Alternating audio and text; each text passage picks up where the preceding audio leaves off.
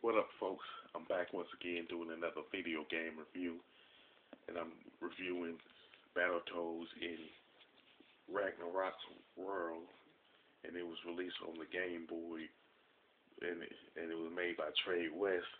Of course, one thing that the Battletoads franchise is known for is its insane difficulty. Pretty much since the first game has came out, and this particular game is just nothing more than a Game Boy version of the original Battletoads game that pretty much came out for the NES. But there's been a reduce in difficulty, but it's not like necessarily like a cakewalk either. I do believe that Trade West did this because of the complaints that gamers had put on this. Pretty much gamers had a complaint about how hard the original Battletoads is, and it is one of the hardest games that was released on the NES. Now with this game, there were like changes from overall perspective in that this isn't one. This isn't a two-player co-op, but this is a pretty much a one-player game. I believe they did that because of how unplayable the original Battletoads is in terms of the two-player co-op. And they did like reduce the number of stages from 12 to 7. It's possible they did that because of the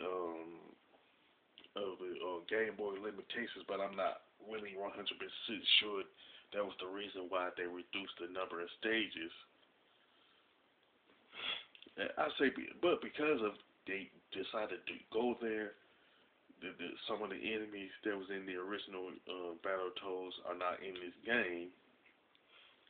But the two main things that hadn't changed at all are the gameplay and the plot of the game. Now, the soundtrack did receive some minor tweaks. I can honestly say that was due to the Game Boy's limitation, though. And one thing that I've noticed that certain stages are either longer or shorter than these stages that you see in the NES version of Battletoads. Now, honestly, this is as far as the difficulty is concerned, Battletoads in Ragnarok's world is pretty balanced. I'll say it's more balanced than the original Battletoads on the NES. I would say it's even more balanced than the majority of the Battletoads game in the franchise. I would say even more so than Battletoads and Double Dragon for the Super Nintendo. Well, it's kind of like this is still a fun game though. Now the graphics and level designs are pretty good, and to me, Trade West did a very excellent job with the levels in this game, even with the limitations of the Game Boy. Now the gameplay is still good, even though Trade West didn't make any changes with the gameplay, but you still have to use the same type of moves that you see in the original NES version, like the nuclear knuckle and the big boot. So you still have to have a fun time with the gameplay. This pretty much beating the snot out of the enemies.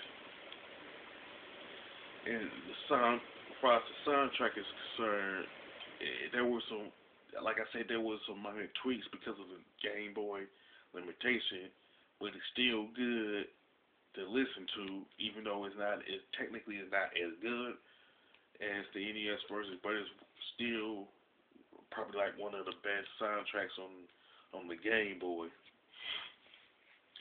I would say, to me, the best way to play Battletoads in Ragnarok's world is with the Super Game Boy, because you would not only have colors, it seem like you're playing it and you seem like you're playing the original Battletoads, even though the changes are noticeable.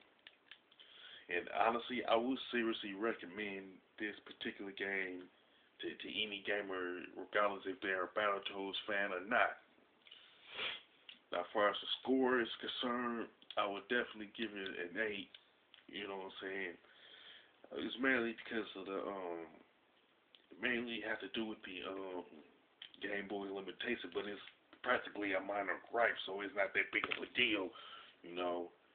So with that being said, if you like Battletoads and Ragnarok's world, you can mention it in the comment section. If you like this review of the game, don't hesitate to click the thumbs up button. And don't forget to subscribe. This is your boy, Big Metroid Fan 12 signing off.